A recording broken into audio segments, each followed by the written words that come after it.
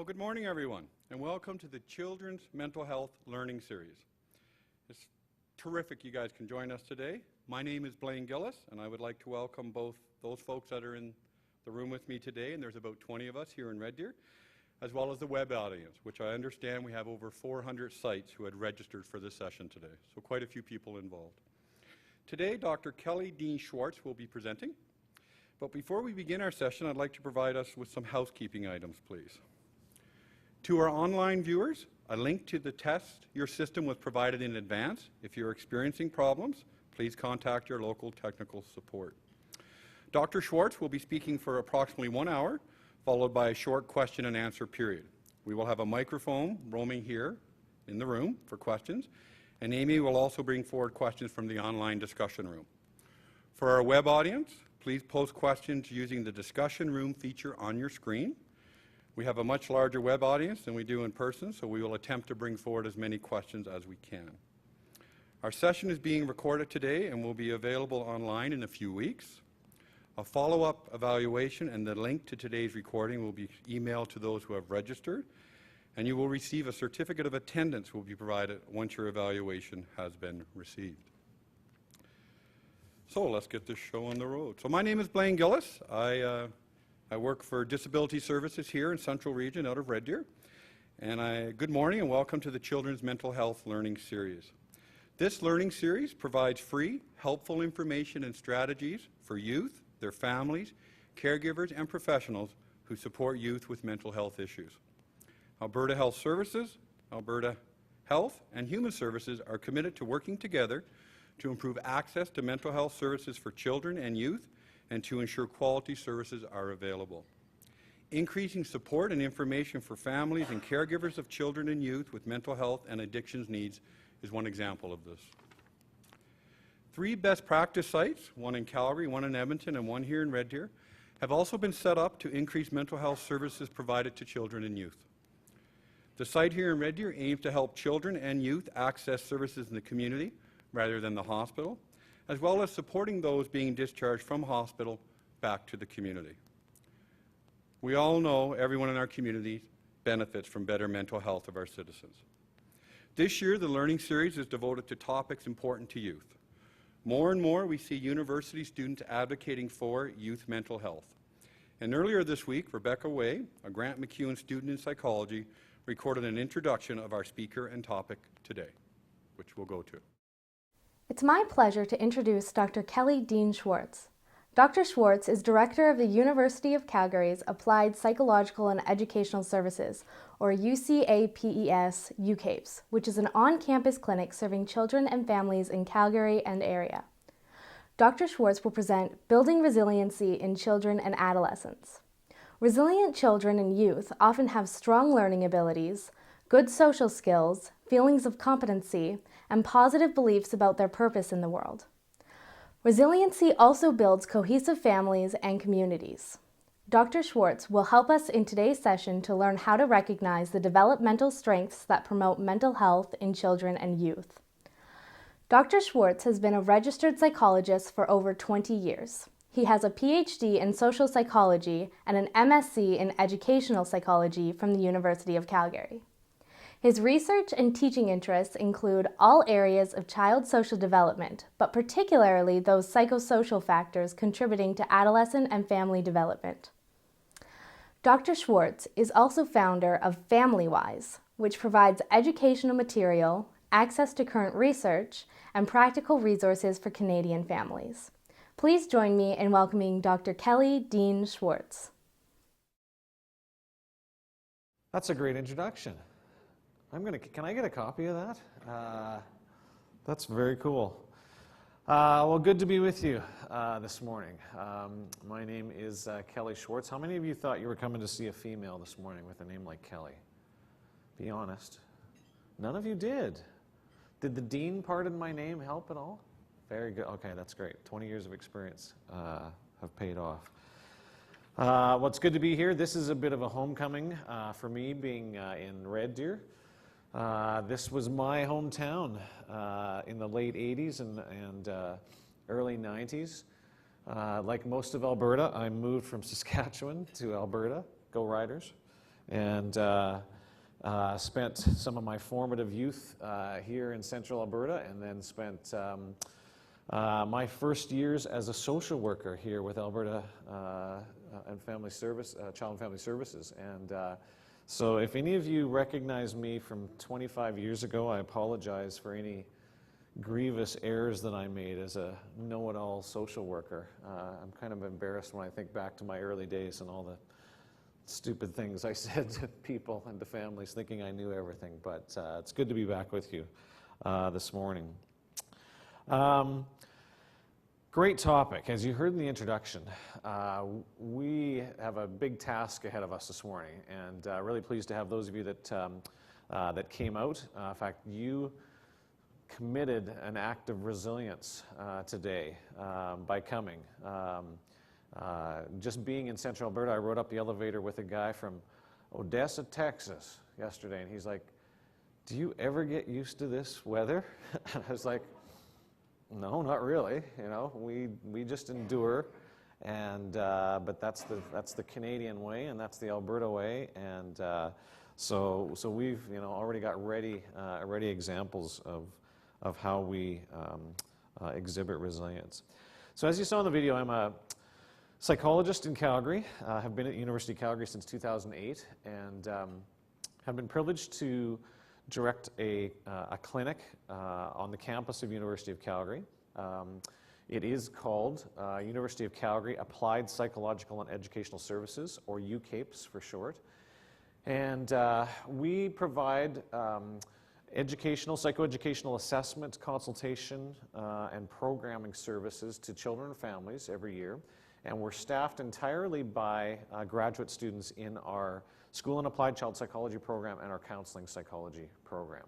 In fact, a shout out to my students this morning who are getting a day off class with me. They're probably in their pajamas watching. They better be watching. So we run this clinic, and we are privileged to serve about 170, 180 families a year through our clinic. And we are dedicated to providing responsible mental health and educational services to children and families. Not unlike, I know, what you are all committed to as well. And so when I look over our topic today and was thinking about how we can best understand this broad area, some of you might even notice that I called it resiliency and not resilience. Now, I'm not hung up on semantics, terminology, but we're going to talk today about the capacity building behind resilience. So when I'm speaking to my students, or when I'm trying to differentiate, again, an act of resilience, meaning something that we can measure, operationalize, collect data on, those are what I call resilience acts. We're going to talk a little bit more about resiliency, though, building capacity in our children and youth to be able to express these acts of resilience. And it's again, you'll get to know me here this morning. I'm an academic. I parse words, and I think about things that none of you are concerned about, because you're just concerned about helping kids, but that's the world I live in. So, got a big task ahead of us, and like I said, within the next 90 minutes, here's a couple things that I hope we can agree on. And we're going to limit our discussion to 3 areas. We're going to talk, first of all, spend the first third of our time together talking about some of the vulnerabilities that are unique to children and youth. And I'm sure for the folks in this room, I'm going to get lots of head nods, and for those of you online as well. But just to highlight specifically some of the Canadian issues that are facing children and youth that, again, are connected with our understanding of resilience. Secondly, we're going to recognize some resiliency factors. So we're actually going to look at some social and personal factors that contribute to promoting social and individual, again, capacities for children and youth. There's that word again. We're going to look at how do we build this into our children so that as they may experience trauma, or as they may experience crises, or significant developmental issues, they're able to deal effectively with those. And then lastly, this is the part I'm most excited about, is getting to this last point, because We're going to focus on, again, how entire communities, schools, health providers, literally communities, neighborhoods, can come together to nurture developmental assets for all children. And I've underlined that word all because what I'm seeing in the literature as well is that when we start to talk about resilience or resiliency, we tend to talk about a very small portion of the population. Now, for those of us in mental health services, they take up 90% of our time. But I want to end off by talking about how do we build developmental assets and strengths in children and youth that are about all children and youth. And so that's where we're going to end today. Now, as I said, I moved here in late 70s, early 80s from northeast Saskatchewan, and I joke with my students that I sometimes feel like I'm the love child of Yuri Bronfenbrenner. Does that name mean anything to anybody? Yuri Bronfenbrenner? Okay, a couple of you. Bronfenbrenner was a social developmentalist, Cornell University, who in the late 60s and early 70s promoted an understanding of human development that really attacked two areas of theory at the time. One, of course, was Freudian psychodynamic theory, which was all about intrapsychic, unconscious impulses.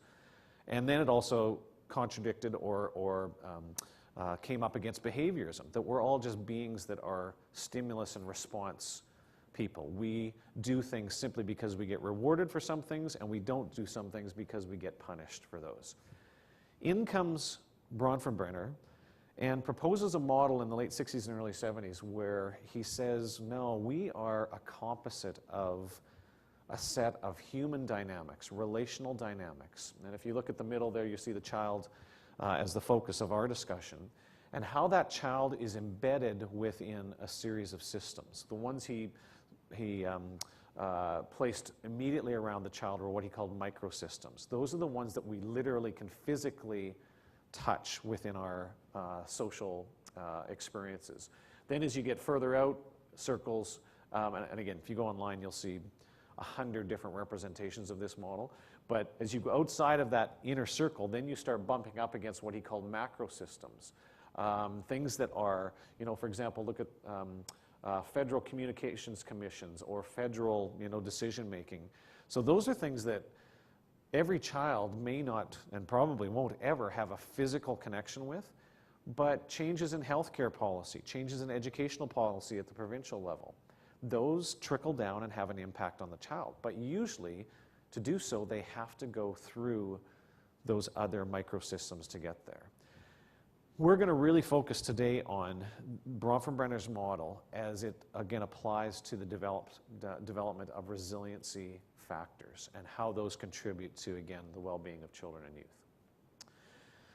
Okay, now I got to set you up for this slide because, again, I'm going to confirm every stereotype you have of academics that we just sit around and think deep thoughts. Because the slide I'm going to show you now, but it's going to be a big build-up, I hope it works. I've spent more time looking at this single figure, and so I said a good figure is worth 1,000 thoughts. That has, as you can tell, has nothing to do with me. But I've spent literally hours in my mind thinking about this figure. And it was, as you can see, it's got two data points on it, 1994 and 96. And this figure comes out of the National Longitudinal Study of Children and Youth, the first wave of data that we started collecting in 1994. And the report that this is based on was produced in 2000. And it's still, I think, one of the best pictures of what I conceive to be literally a holistic understanding of Canadian children and youth in terms of how it connects with resiliency. Okay, you guys ready? Have I built this up enough? Okay. This is it. Now again, as an academic, I look at this and I'm drawn into a couple of significant things. Now I'm going to show you this slide about 4 different times during this morning, so you're going to get a lot of time to soak this in. What I want you to see is, of course, the NLSCY data is wave data, so it's collecting data from the same sample of children over the course of time, and this is the first wave, 94 and 96. One of the things that I'm very interested in when we look at our own Canadian data, and that's probably one of the reasons why I'm drawn to this, is because we have so little population-based data on which to have our discussion about anything related to children and youth in Canada. And this is just a real goldmine in terms of giving us that framework.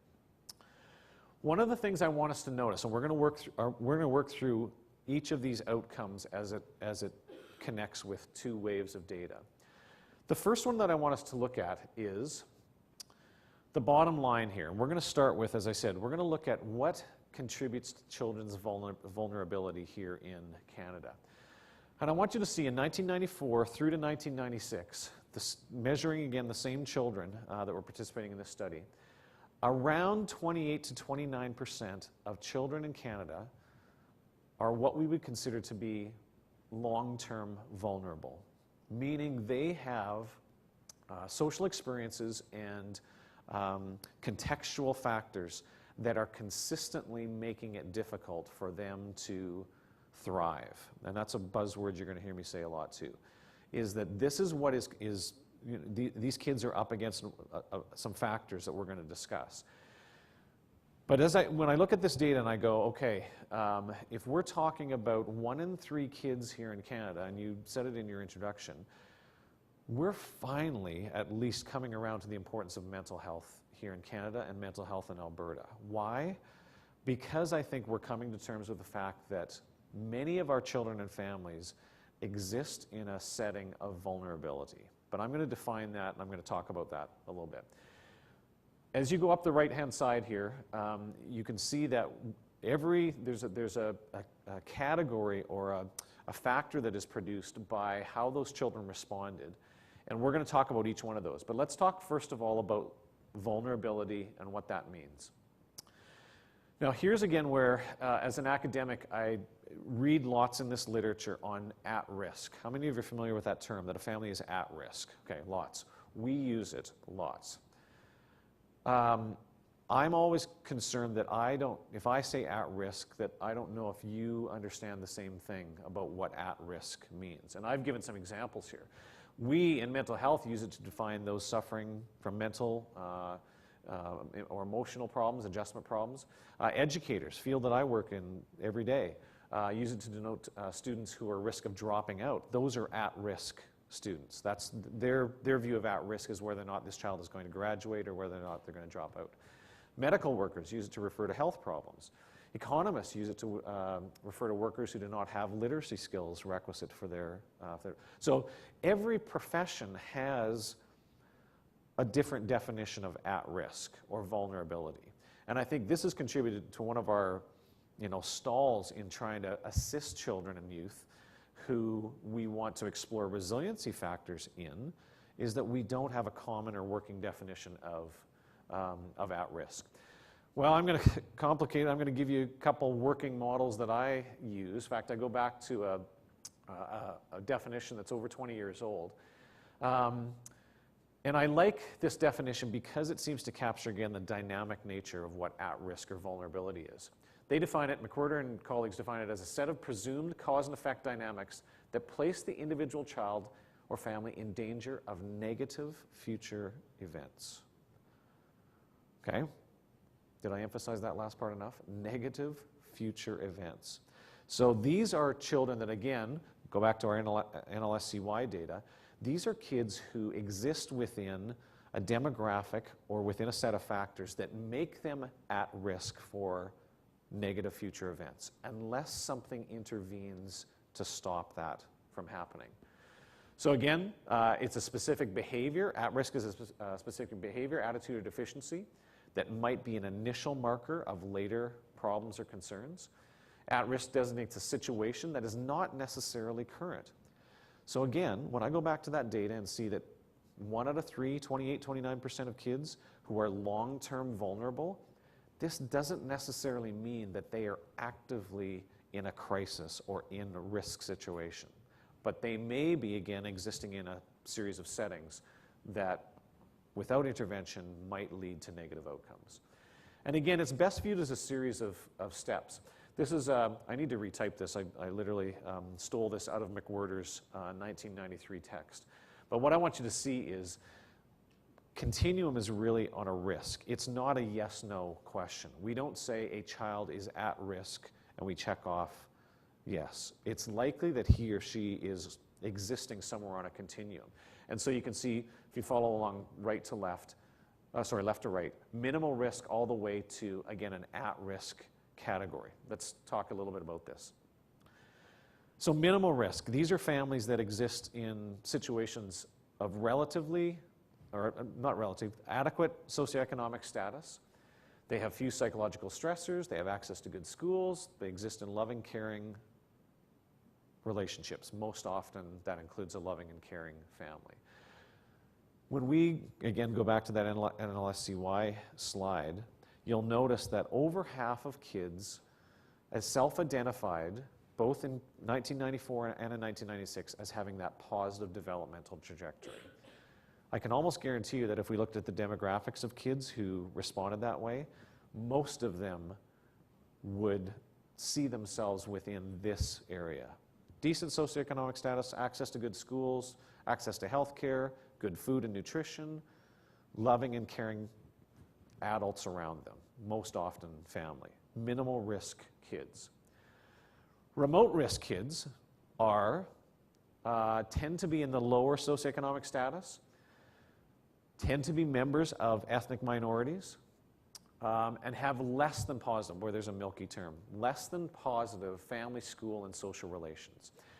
These factors are additive, meaning if you only have one of these factors that is working against you, that would put you on the lower end of minimal risk. As soon as you start to check off boxes, though, that suggests you're in one or more of these categories, that minimal risk score or rating gets a little bit higher.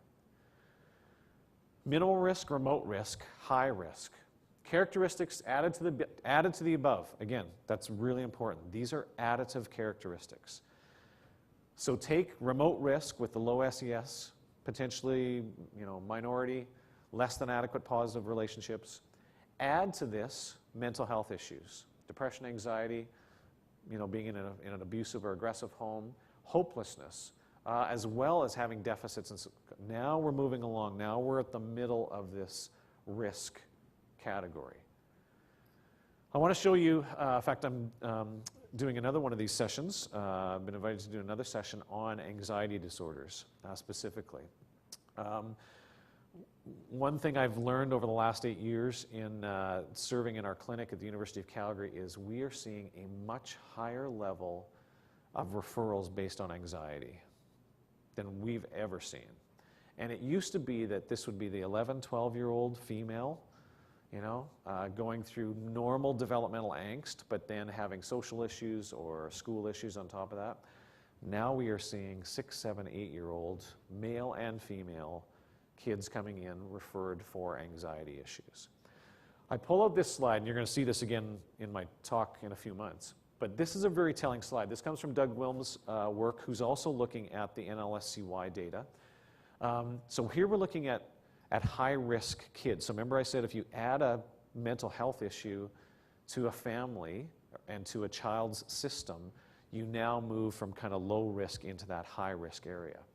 This is really telling for me. And again, I'll go into this in detail in a few months. I want you to note that our best measures of childhood anxiety in a child under the age of 11 come from rating scales that we give out to teachers and to parents. How many of you have filled out those rating scales for some of the kids you work with? You can see that very few or little at all difference between males and females up in the rates of anxiety up until about age 11. And you can see it hovers around 8-9% of kids who are identified as having anxiety issues. Look at what happens, though, when we start to do direct individual measurement with kids and actually do assessment with the child and measure their self-reported anxiety. Now look what happens. For males, even at age 10, which actually is its spike, actually goes up to about 12.5%. Look at for females age 10, now you're almost at 15%. For females, it's almost doubled. This is important for clinical work because it says if we are trying to assess the internalizing disorders like anxiety and depression with rating scales that are filled out by parents and teachers, we're probably underestimating the amount of anxiety. It's only when we start to ask kids about their anxiety levels do we actually get what I think are much more representative values. So these kids, you can see now, add this to all the other factors that they might be dealing with and add a mental health concern now to the child. Now they are solidly in that quote-unquote high risk.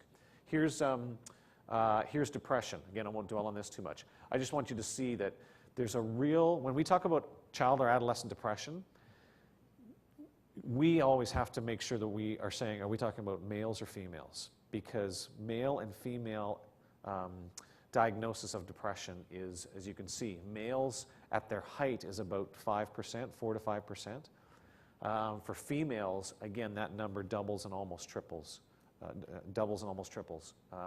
at certain ages when you get into that mid-adolescence range.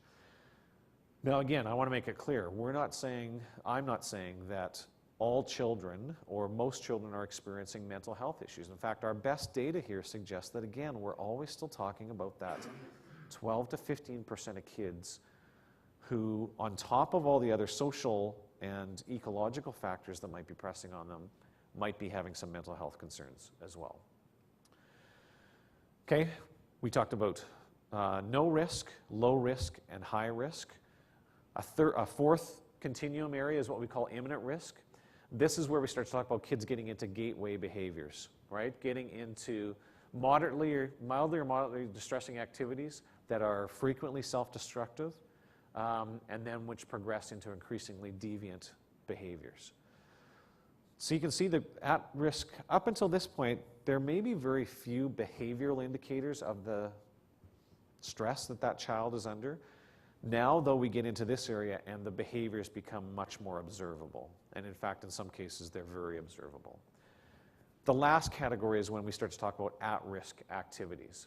So individuals at this level have actually passed beyond just being at risk. They are, for lack of a better term, they're risk. They are expressing this risk in some sort of behavior. Show you here again some stuff from Wilms, 2009. When you look at alcohol, marijuana use, and tobacco use between males and females, you can see that when we talk about percentage of youth, this is just a steady incline up until age 17. Do you notice how the alcohol, we stopped measuring this in our NLSCY data, at least in this wave, at age 18.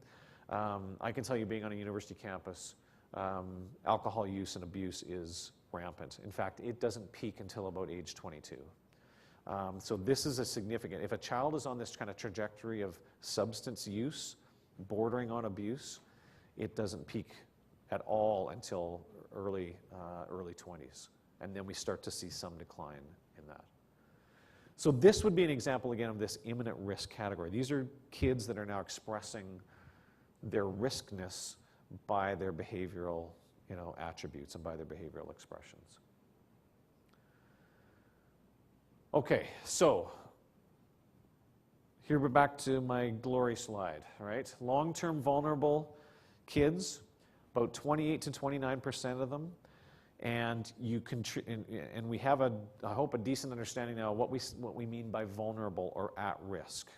Okay, so we've got a long-term issue here that many of us, this is where we dwell in. We're dealing with kids and families that are constantly in those at-risk categories and at the higher risk expressions of those. Substance abuse issues, mental health issues, chronic unemployment, long-term vulnerable families.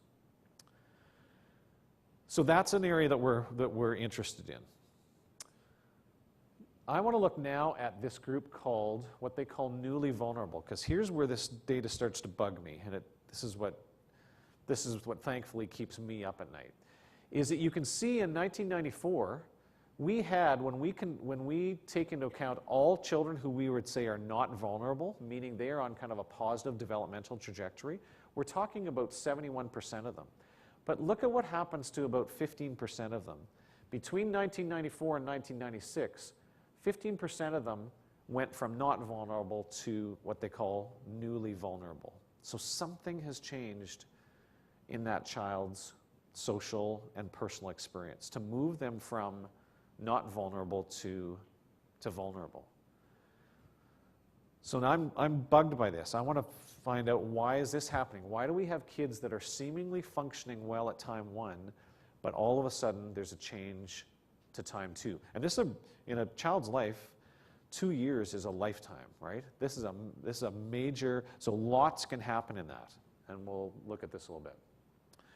So what are some of the things that can contribute to kids being quote-unquote newly vulnerable, changing them from not vulnerable status to vulnerable status? Well, lots of things. Paternal job loss, and I'd say paternal because, again, our Stats Canada suggests that families that are solely reliant upon a single income, about 70% of those families, that single income comes from the paternal figure, whether it's a live-in dad or an out-of-home dad. Could be economic stagnation. We know that poverty is a significant issue. I keep telling my students that, in Calgary, we exist in a setting where 1 in 7 kids lives below whatever that poverty line is. That's a shocking statistic to us. But that is, again, when you consider that children that are hovering on that income line that either places them above or below that, there's a good chance that some of those kids in '94, something happened. A medical cost, an accident, a job loss, so now the family moves from being self-sufficient to now having to rely on social services. We know that, again, single parenthood, not just single mothers, although they make up over 90% of our single parents. We know that single motherhood is, again, a factor, and we know that as marital changes happened, at time 1, a child could have been in an intact family. At time 2, now that family structure could have changed, and thus the child is newly vulnerable. We even know about homeless families, of course. We know that in Alberta, we have thousands of homeless families.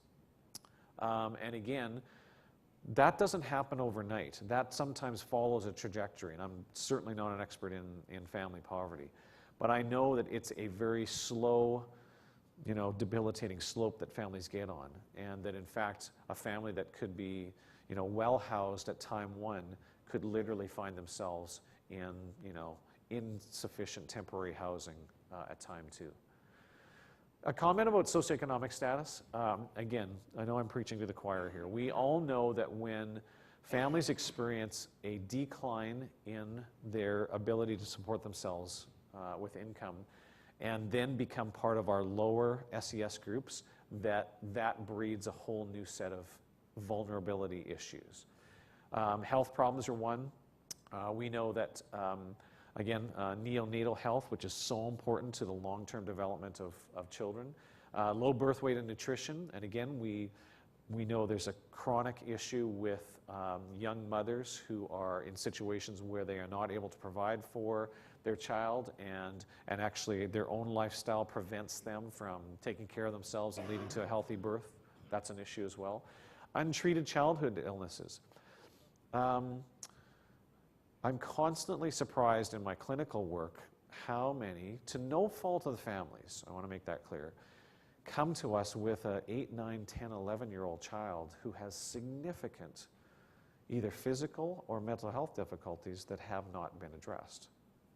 And again, these are not bad parents. These are not parents that are unloving to their children, but I see more and more families just because they don't have access to, a pediatrician, don't have access to mental health services, or don't know how to access them, end up coming to us way later in their child's development, and this becoming what could have been a very preventable early intervention issue, now becoming a significant issue that has to be dealt with. Parent-child relations. Again, we know that low SES families tend to have issues with child rearing, parent-child attachment, parental lack of confidence. How many of you work with families where the parents are really just scared about what it means to be a parent. The world is moving so fast, they can't keep up with the social media, they can't keep up with the pace of what their kids' lives are demanding. Well, add to that socioeconomic stress, and you've got a family again who's significantly within that vulnerable area. And then again, where some of us may live and work, lots where we work with families that are truly in an abusive cycle and in an abusive crisis. So again, I'm trying to make sense of, again, going back to our data, I'm trying to make sense of how kids move from not vulnerable to vulnerable, and what are some of the factors that might be active there. Again, I just threw out the term stressed families. We know that blended families still, within the clinical literature, make up the preponderance of families who have the most difficulty in adjustment. So these are families that generally come and try to join not only two adults, but the children of those two adults, and the stress and strain that comes with that. Latchkey families. I have to explain what latchkey is to my students all the time. Most of us are old enough. We have chuckling from the background. You see this in the literature. Now you call these 3 to 6 kids. Again, these are kids that are on their own between 3 and 6 p.m. Every day, right? So between the time when one parent gets home and the time that they're out of school, that becomes, and we know the literature on this too. This is when lots of early sexual activity happens. This is when unmonitored social media use happens. This is when, peer activity tends to happen because there's just no supervision. And so that contributes again to this overall characteristic of stressed families. Then we talk about dysfunctional families. I want you to know I'm very careful when I use that term dysfunctional, because it's one of those loaded terms where we all probably have a definition of what we mean by that. When I talk about dysfunctional families, I'm talking about a pattern of interaction or connection within that family that is somehow disabled or dysfunctional. It doesn't contribute to function. It is actually anti-function. So again, we know families that are dealing with these significant issues: substance abuse, abusive families, and or families with mental health issues. So again, when I'm trying to make sense, and closed, well, there should be a D on that, closed family systems. Actually, let me make a comment about this.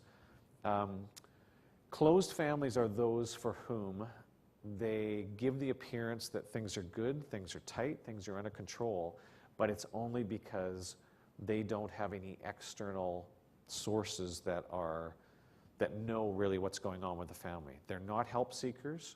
They don't allow others in. Even at a social level, they're very closed off. They're very tight-knit that way. And as a result of this, families that are experiencing one or more of those other social factors, economic, employment, mental health, these families really do poorly because they don't have the network of social systems available to them. So again, and I've said here, I'm not going to dwell on this, closed family systems, you can get the two extremes. You can get those that are detached. So those are families that are, the way they deal with their problems is just emotionally cutting off other family members or other social contacts. That's their problem-solving method, is they just cut those off. The other extremes are those families that are enmeshed, over-involved, over-concerned, distorted sense of attachment. They have a real, now I've got a whole other talk, Amy, whole other talk we could do on intrusive parenting. Parents that are overly engaged in their kids' lives, again, well-intentioned. Make no mistake, these are not evil, mean parents. These are parents who are concerned about their kids, but as a result, become overly emotionally and socially connected into their kids' lives, and as a result, that doesn't contribute to healthy development for their child, even though the intentions of that is just the opposite. The parent thinks they are doing their best. So that's an example of an enmeshed family. So this newly vulnerable group, right, this 15% who were not vulnerable at time 1 and now become newly vulnerable at time 2, something is happening with those families. And again, when we start to talk about, we're going to move shortly into here to talking about resilient families, as troubled as I am about what moves them from not vulnerable to vulnerable, I'm encouraged now by the research that looks, thankfully, at the third group we're going to look at. You can see that at time 1, there was a subgroup of individuals who were down here in the vulnerable, but that at time 2 have moved up. And look at the numbers here. It's almost spooky. You got the same number becoming vulnerable, and almost equal number moving from vulnerable to not vulnerable.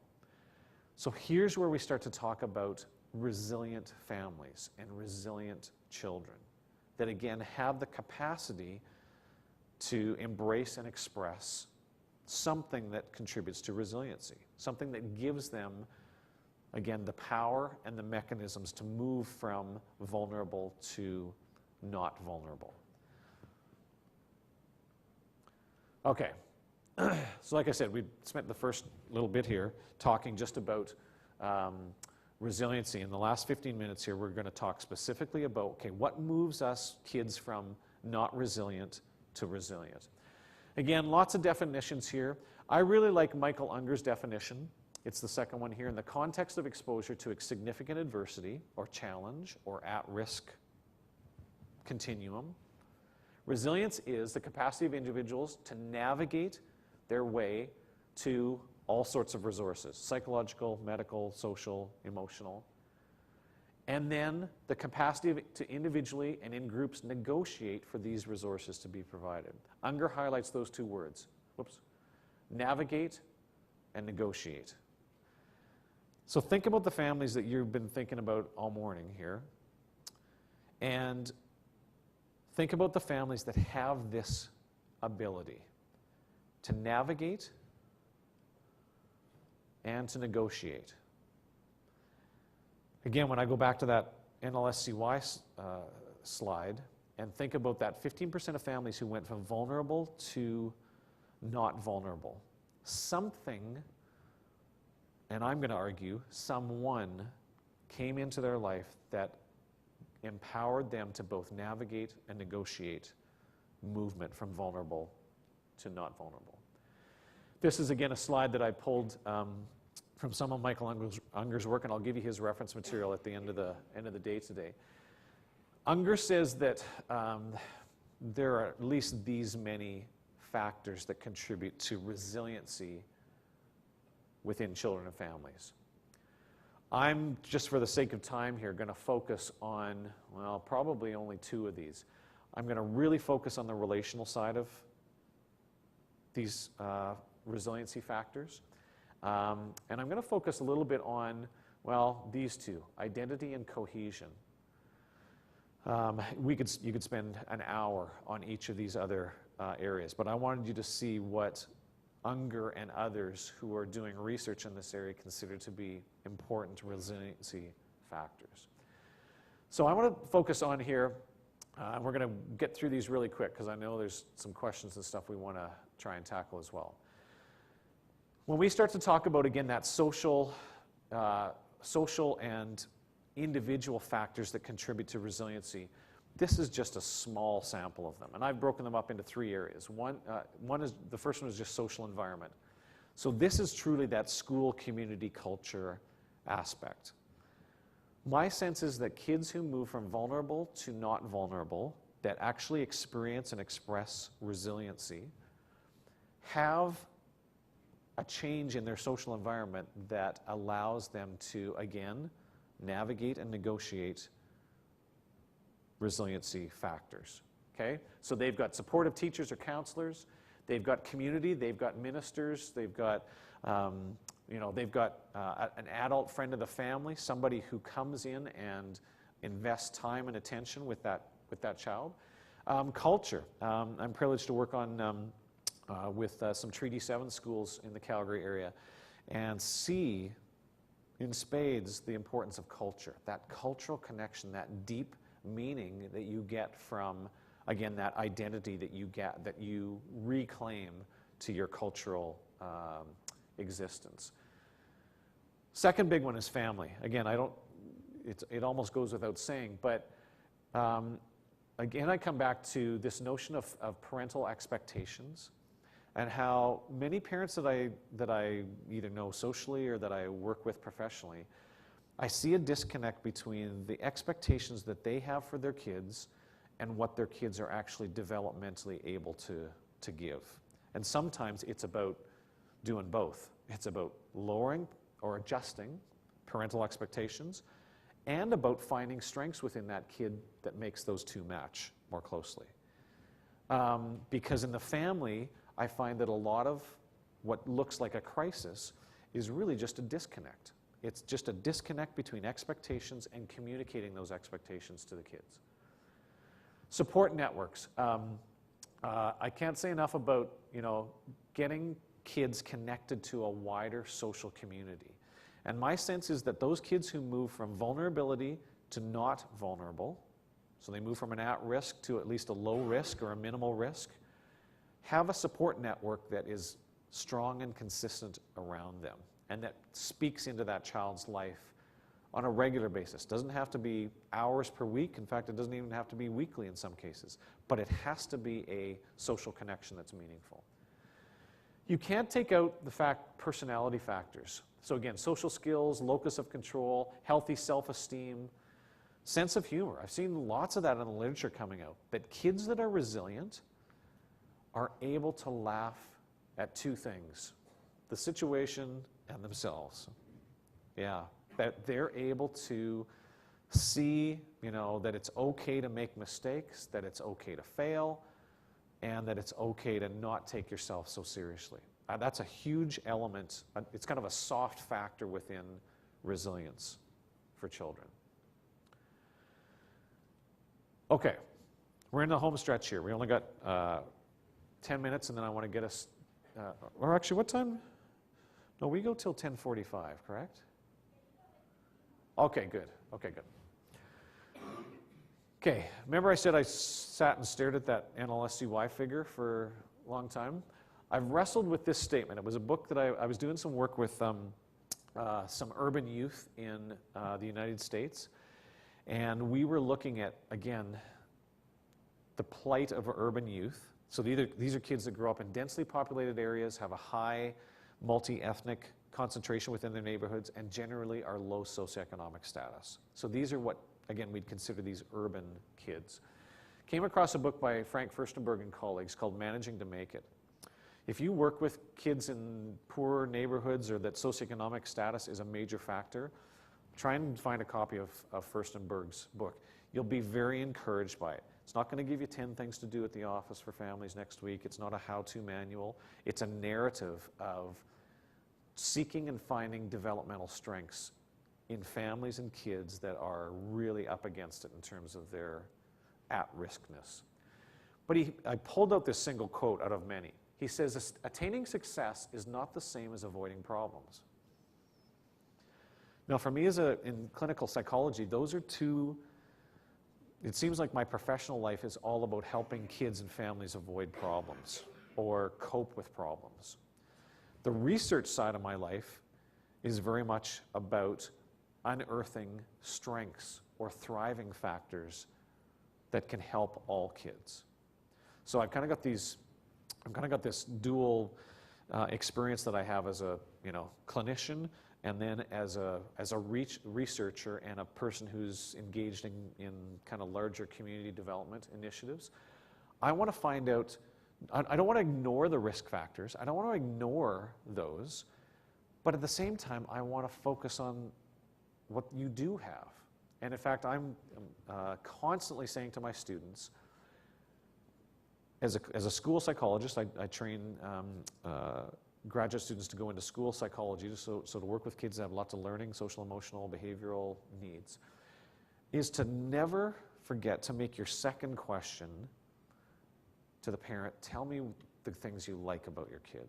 Tell me the things that are strong about your kid. Tell me the things that are working well for you as a family, that type of stuff.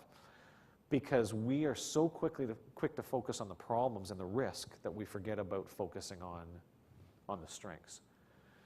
So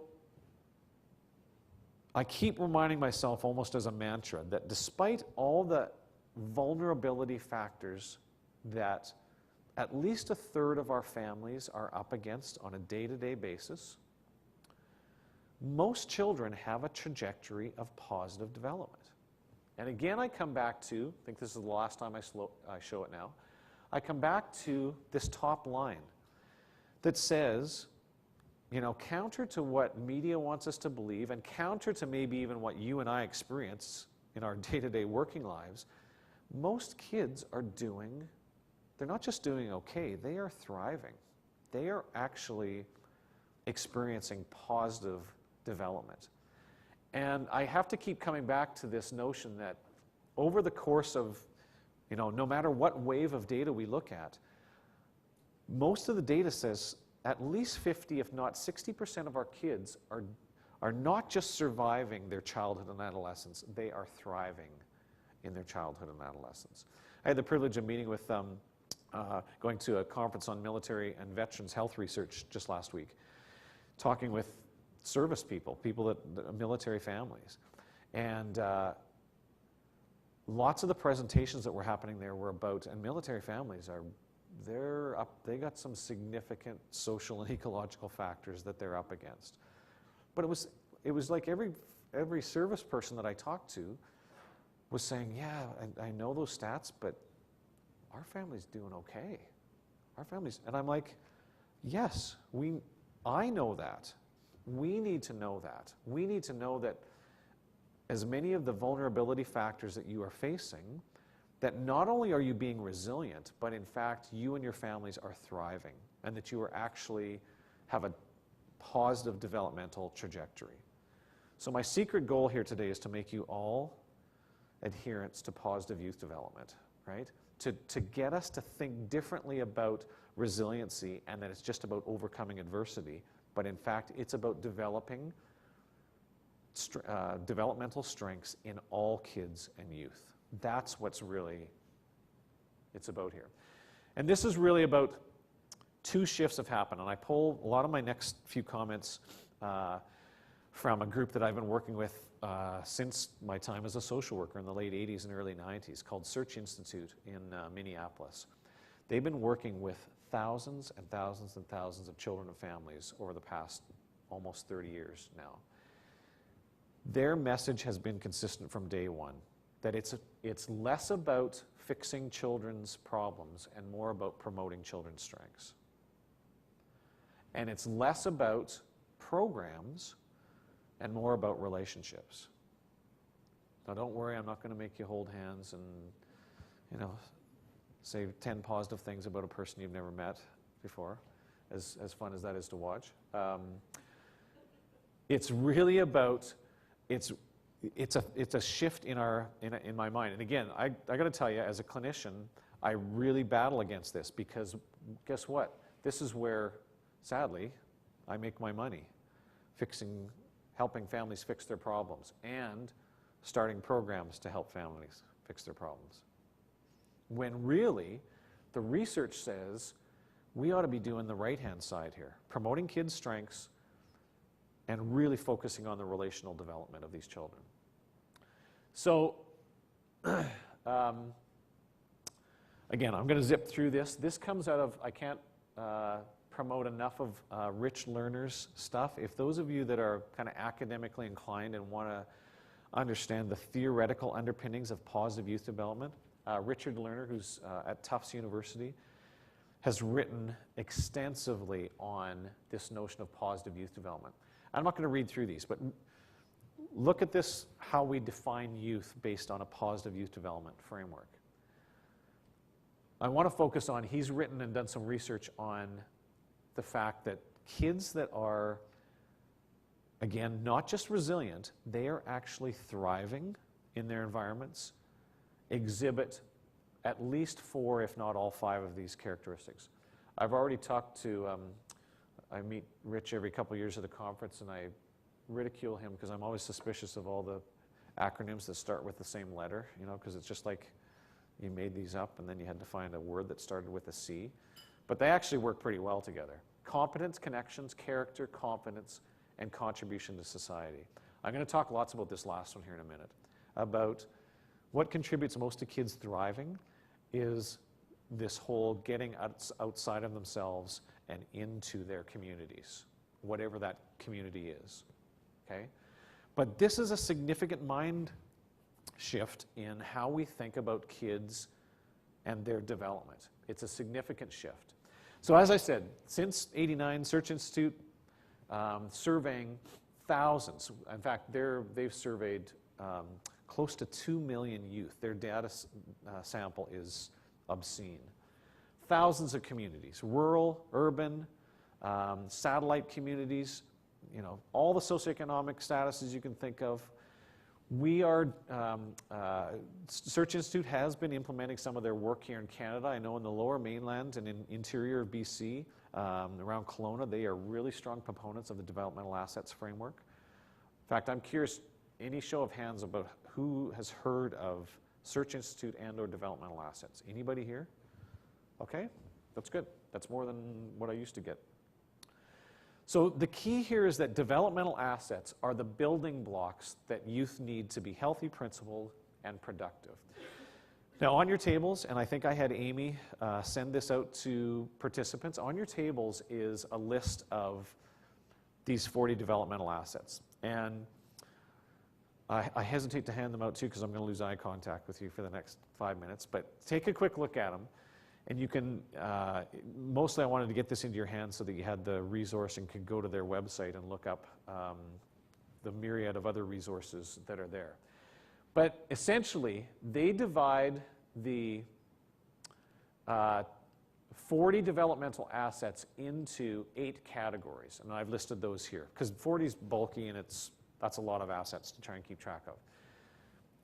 Essentially, an asset framework says, and I'm not selling you anything here about Search Institute. There's lots of other organizations and agencies and good evidence-based research, and I'll say it again, evidence-based research on developmental assets that are really important. This is one organization's view, and I like it because I find its utility both at the practical level and at the research level really, really quite high. But take a look at the external assets. These are relationships and opportunities that adults provide to kids that involve support, empowerment, boundaries and expectations, and constructive use of time. So these are the elements that a child has in his or her life that contribute to what I call just a safe place to play. So these are things that allow the child both the ability to risk and take responsible risks in terms of their identity development, in terms of the roles that they play, in terms of the skills that they develop, but it does so within a safe playground, like within a safe, I'm talking figuratively playground. These are kids that, it's almost like you go back to Erickson's identity development. These are kids that explore who they are, they have freedom to explore who they are, and then they resolve to define themselves as a result of that experience. So those are those external assets. Look at now the internal assets, competencies and values that youth develop internally. Commitment to learning, positive values, social competencies, and positive identity. The thing I'm struck by when I look at these is you get a quick sense that there's no program, no single program that you can go and implement that's going to instill those internal competencies. This just comes from the hard, mundane, day-to-day work of developing relationships with one or more people, right? This is not something that I can package a program to you and sell it to you and say, if you do these 8 things with kids, they're going to not only be resilient, they're going to be thriving. They're going to be that top line of our NLSCY data, that consistently positive development. This is based on, again, just the day-to-day connections that then become internalized for that child, okay? So I'm going to show you the research on this now. And here's where we look at the research that says the presence or absence of these assets, we can look at all sorts of outcomes. We can look at, how does it relate to developmental deficits? How does it relate to thriving indicators, so school success, physical health? How does it keep kids away from high-risk behaviors? So again, here's where I differ from those who do resiliency research, because those are saying to kids that are already involved in these high-risk behaviors, well, how do we get them out of there? How do we get them out of that? PYD, Positive Youth Development, says, how do we keep kids away from this in the first place? How do we prevent their engagement with these high-risk behaviors? So here's where the research has shown that, and again, this is where it gets really simple. The research has shown that the more assets young people have, the less likely they are to engage in risky behaviors, and the more likely they are to engage in positive behaviors. Glad we didn't make you pay for this morning's session, right? That's quite intuitive. But this is what frustrates me, I think, from a clinical perspective, is going, we've got mounds and mounds of data that says the more we get kids engaged in these positive developmental trajectories, the less you and I are going to spend working with getting kids out of those risky behaviors in the first place, and the more they're going to engage in those positive behaviors. And the great thing about this is, and I'm going to show you some of my own data here, great thing about this, it doesn't, from what we know, it's not tied to socioeconomic status, it's not tied to ethnicity, it's not tied to region, rural or urban, it's not tied to, it basically says every kid has the capacity to, again, to use Unger's words, navigate and negotiate, in this case, positive youth developmental strengths. Not just resiliency factors, but positive youth development strengths. And I was working on my slides last night, and I realized this is probably, I'd give myself a 3 for grammar here, but it'll get across the point. Having protective factors like assets is more influential to later positive outcomes than having a risk factor as a young adolescent. Let me explain what I mean there. Protective factors have more powerful predictive power than do risk factors for a child. So if you grew up in low SES, high density, urban areas, not great access to schools, positive protective factors can contribute more to later outcomes than can those risk factors. And this, again, has come from years and years, well, not years, we've got about 25 years of research that suggests positive youth development factors are more powerful in predicting outcomes than are risk factors. And to me, that's good news. As a clinical psychologist, that's good news to me, because that gives me hope at the end of an 8-hour day when I've been kind of wallowing in risk activities to go, you know what, if I could devote an hour of my day to helping families and kids promote positive youth development, this could change the way that I work. This could change the way that our government supports us. This changed the way that the programs, even though programs are just people, right? There's no magic about it. It's really about the people. So I want to show you these real quickly.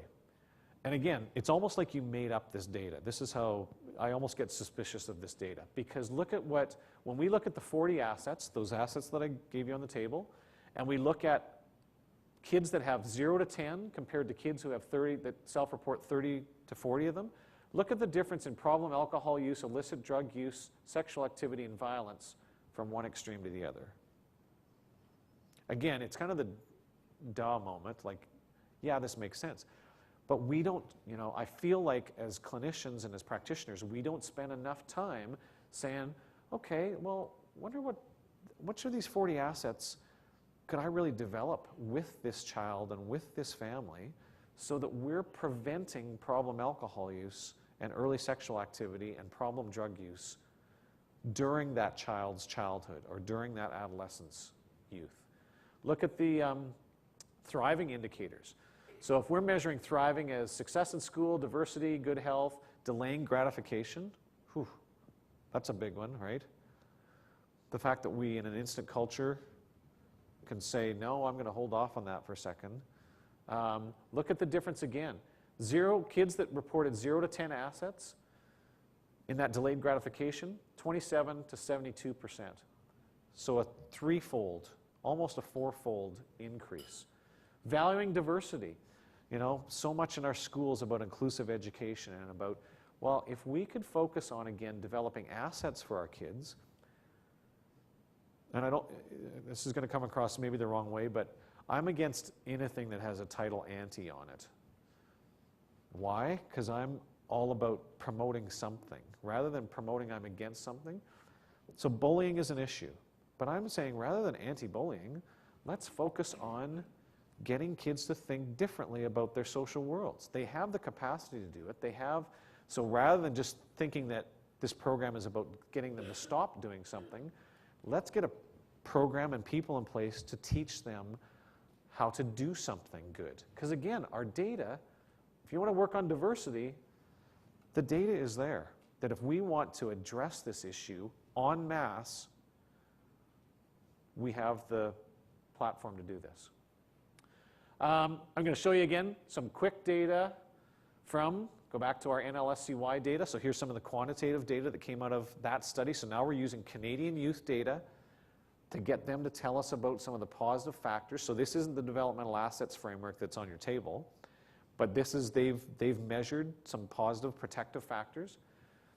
Look at over half of youth aged 12 to 15 who report they have parental nurturance. Over half say that they have this parental nurturance within their family system, and 3 out of 4 say that they are highly engaged at their schools. Again, I work with a lot of teachers who say, oh, it's tough to get kids engaged. Well, kids are self-reporting that they are engaged. So let's use that. Let's expect that of them then. Let's say, okay, 3 out of 4 of you are saying you're engaged. Let's get going here. Let's get talking about significant issues and significant learning in schools. 8 out of 10 reported a high level of peer connectedness. Look at this one. 73% reported involvement in volunteer activities. Now, this can be as simple as 1 hour a month. Don't get me wrong. These are not kids that are building houses every weekend in their spare time. But these are kids who are valuing giving back to their communities. 3 out of 4 kids are saying this. Look at this too. Remember I said I was going to focus on volunteerism? Youth who volunteer report better self-rated health and self-worth and are less likely to be involved in tobacco and marijuana use than non-volunteers. So what if we could get 80% of our kids volunteering that 1 hour a month? We might see significant positive developmental trajectories happening with our kids. Not just, and this just isn't hypothetical, the data suggests this. Youth who feel nurtured by their parents and who feel connected to their schools and peers, again, better health, self-worth, less engaged in risky behaviors, excellent or very good self-rated health status. I know we're in a quote-unquote crisis of health with our kids. We have issues lots with eating disorders, both and or obesity and weight issues. Again, the data seems to suggest if we could get kids engaged with significant positive youth developmental strengths, we could see a significant change even at the level of health. Now I know there's a lot of dots to connect in there. I'm not naive about that health issues and physiology is dependent on many other factors. But if we can get kids thinking differently about themselves, we're also likely to get them thinking differently about how they relate to one another. This is all the same data, just in chart form. This will be in your slides. Again, this comes from the NLSCY data. You can see that they only measured 5 asset categories as opposed to Search Institute. But again, you see the same sort of things. Low level of anxiety, interestingly enough, not a big change in anxiety dependent on whether you had 0 to 1. And here's the assets that we're talking about. Parental nurturing, monitoring, school engagement, peer connectedness, and volunteering. So those are the 5 kind of asset categories. But in some of the other areas, we're seeing, huge changes between those that have 0 to 1 asset and those that report 4 to 5 assets. Same slide. Okay, I want to show you. I'm excited about some research that I just completed with internationally. Was privileged to be invited onto the high school campuses of 3 rural black townships in South Africa. So you want to talk about issues of vulnerability. You know, this is an area that has a 35 to 38% HIV infection rate, even amongst children and youth. Unemployment is at 84%. You know, alcohol use is at, you know, you want to talk about risk and vulnerability. But look, and I'm just getting into the earliest analysis of the data. Look at this side right here. You know, over 50% of the kids are saying that they have at least 5 to 8 of those developmental asset categories that we talked about here. And this is amidst incredible setting of vulnerability. I talked to you about that work that we did with some urban youth, and this comes from a sample of about 7,000 children and youth. Again, when we look at the individual and ecological factors that contribute to thriving, so thriving is, you know, decent health, school connectedness, peer engagement, volunteering activities, leadership, valuing diversity, we're able to account for about 65% of the change in kids who are within these, again, dense, urban, low-income neighborhoods. They're still saying that this is accounting for a lot of the change within that sample. That's data that we collected way back in 2006. So where does this leave us? I feel like a preacher, ready to call the question here. Where does this leave us? So this leaves us with a couple of ideas on how do we cultivate and build assets in all kids and youth. And again, here's where it gets a little bit of, you know, this is where you and I as frontline workers, we need to be advocating for kids and their developmental strengths. Because to cultivate a capacity to build assets or to build, you know, these positive youth development factors, we need a lot of things to be in our corner. And like I said, for the first time probably in the last 20 years, I feel like we've made some baby steps towards at least getting mental health onto the table and talking about things like stigma, things about early identification, things about access. So it's happening, but you can see that if we're going to build assets in youth, we have to get beyond that too. We have to literally start talking about mental health, not just about avoiding mental illness. Does that make sense? Those are two different things too. Avoiding mental illness is different than mental health. And we need to start, I think, when we're talking about resiliency, start talking about that. Again, this is where maybe I see, you know, being at university, being in a public institution, being able to advocate for things like, you know, organizing leaders, communicating broadly. This is a great platform for us as a community to start talking about significant developmental strength issues.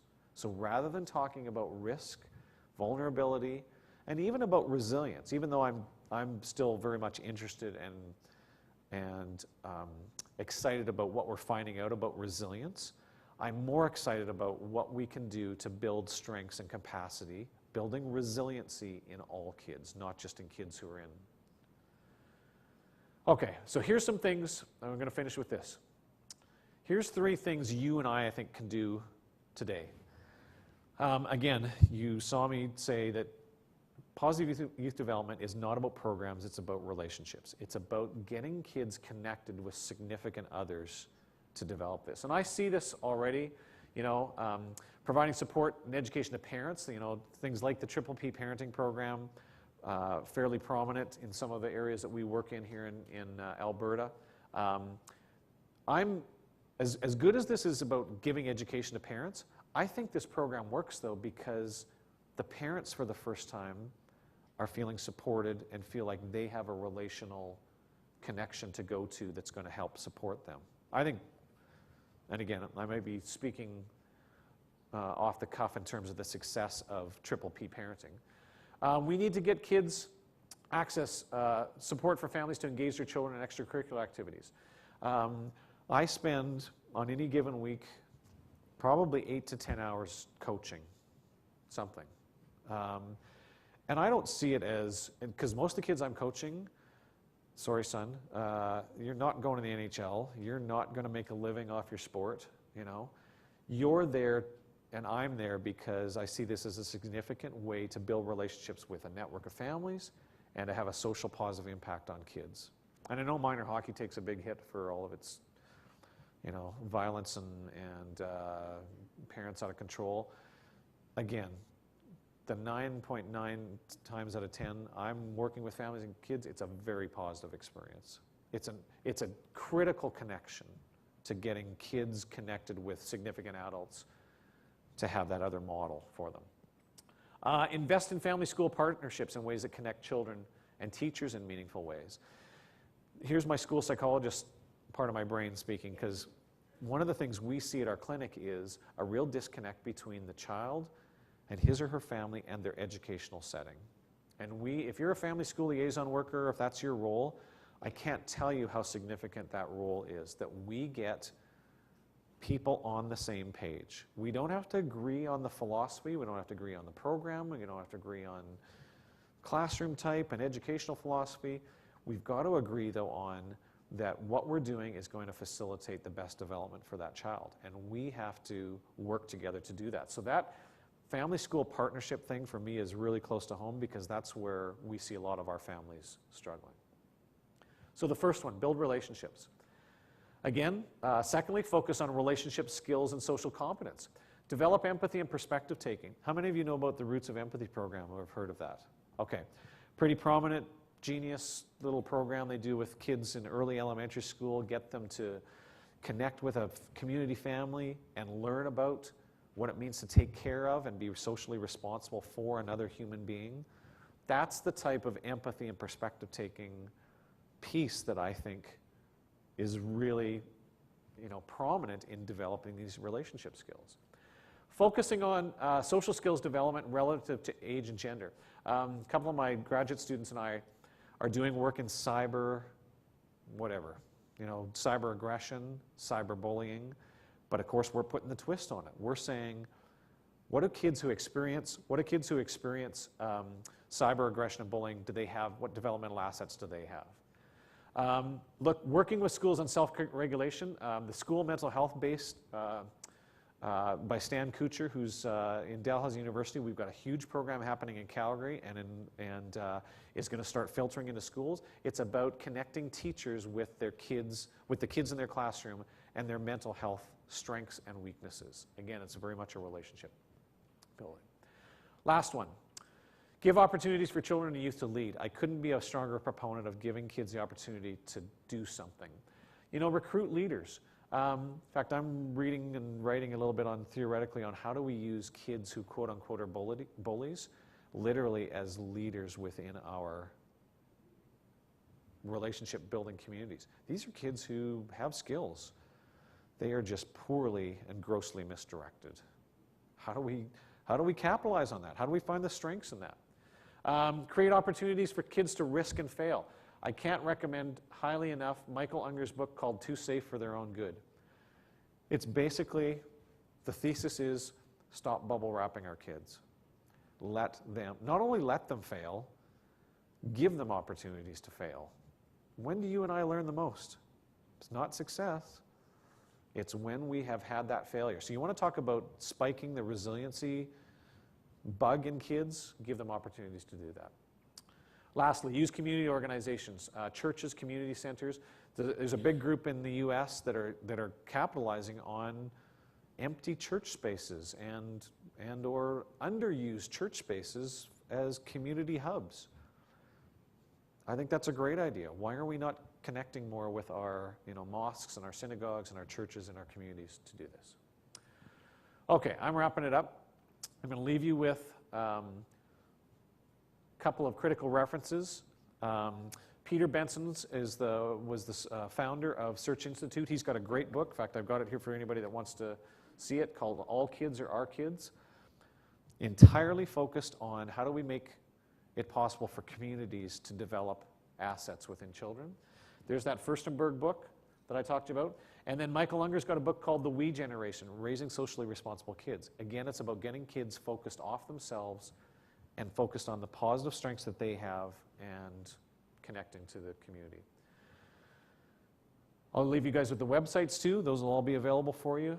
Lions Quest Canada is kind of the resource center for Search Institute's developmental assets here in Canada. So I encourage, that's kind of the Canadian hub of that. Done. I've got a question for you from the webcast. In fact, I have a few questions, but before I ask my question, anyone here in the room, if you have a question, Yeah. please use the mic so that those on the webcast can hear clearly. Lisa asks, how do we provide these assets or supports for children if their family situation is in the high-risk category and the parents tend to undo whatever positive assets are occasional in their lives? And then Okay, next question. Amanda built on to that question Yeah. to say, or to piggyback, what if parents aren't on board in developing assets or protective factors, and what assets could be developed in those children Okay, in that's 10 good. minutes or less? Yeah, no kidding. I'm going to take the second one first because that's not uncommon. In fact, we've had on more than one occasion the discomfort of, remember I said I'm trying to train my school psychologist to ask that second question? We've had the discomfort of asking that question to the parent and the parent going, I don't know, I can't think of any. I can't think of. So that's where I feel like, and this is where I come back to my students as clinicians and maybe to you as it's our job to unearth those strengths. It's our job to try and find those strengths that are there that are just clouded by the vulnerabilities and risks that these families are emitting. Now, going back to the first question, when you have a family that's resistant, that is resistant to either seeking and or embracing developmental strengths within either themselves or their family system, I find the best strategy, and again, I'll speak solely almost from my work in school systems, is to get it back to the kid and say, this is, because again, I've yet to meet a bad parent who intentionally, and again, I've met, like you, parents who abuse and neglect, but I don't feel like it's that they're intentionally doing it to harm. It's just an outspeaking of their own personal pain and their own background. I haven't yet to meet a parent who, physically and emotionally wants to damage their child. And I think it's important for us to work with that parent and say, this is about you and your child. This is about you finding some strengths to again say, we want to put your kid on that positive path. We want to put your kid on the path to health. How do we do this? And I've yet to meet a parent who says, well, I don't care about that. Yeah, they'll drag and shuffle their feet and they'll kick the ground. But as soon as you can get it back to their kid, that can be the gateway to getting into talking about developmental strengths within the family. Now, again, I say it as if it's as easy as that, and I know that there's families that you and I work with for whom this is a monumental task. It's a monumental task to make that happen. Here's the next easy question. All right. Is there any positive or supportive programming that the government provides for children in care? This is Solomon who's asking this question. My kids say that the only time they get help is when they have huge issues and behaviors. My kids also say that they notice that when they are stabilized, the services are taken away. Yeah. So kids in care, we are privileged, again, not unlike our service to Treaty 7 schools with our clinic. We have I hope it's okay to say this, we work with a great group in Calgary called Pediatricians for Kids in Care.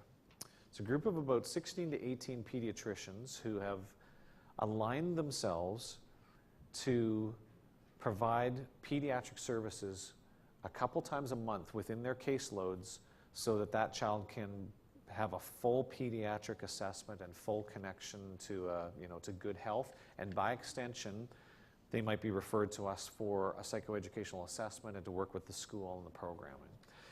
So it is a problem, and I know it's a problem within Child and Family Services because the consistency of worker, even that consistent adult who might be the caseworker, changes a lot, and there's lots of fluctuation in that. The answer to your question is I don't know of a program that we currently offer or give access to our families to that's a government-based program. But I do know, again, of government-supported programs like the Pediatricians in Care, that gets these kids connected with at least, good physical and, in our case, psychological, health providers that can provide some level of connection with that family. But it is tough. The kids in care, foster kids and the kids that make up that profile, the complexities are challenging.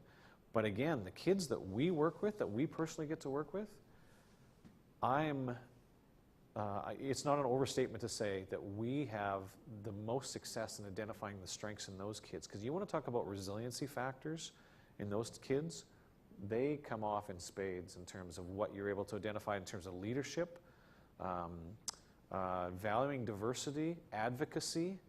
Those are all skills that sometimes you can't teach, you just learn by experience. So the kids themselves have great capacity for that. I think I danced around that question enough. Are there any questions from the room? In that case,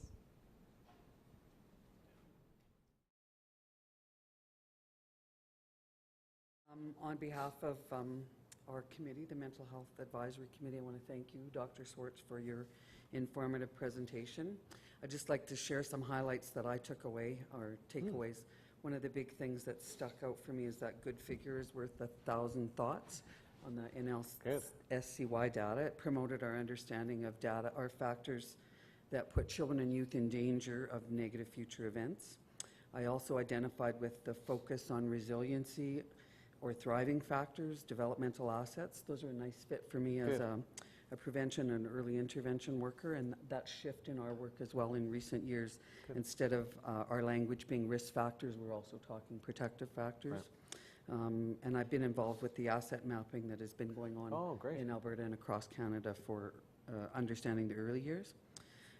Personally, there was also a validation. I have developed the ability to laugh at myself in recent years, so I'm apparently becoming more resilient. Yeah. Or maybe my middle-aged crazy has given me more material to laugh at. Either way, as long as it works.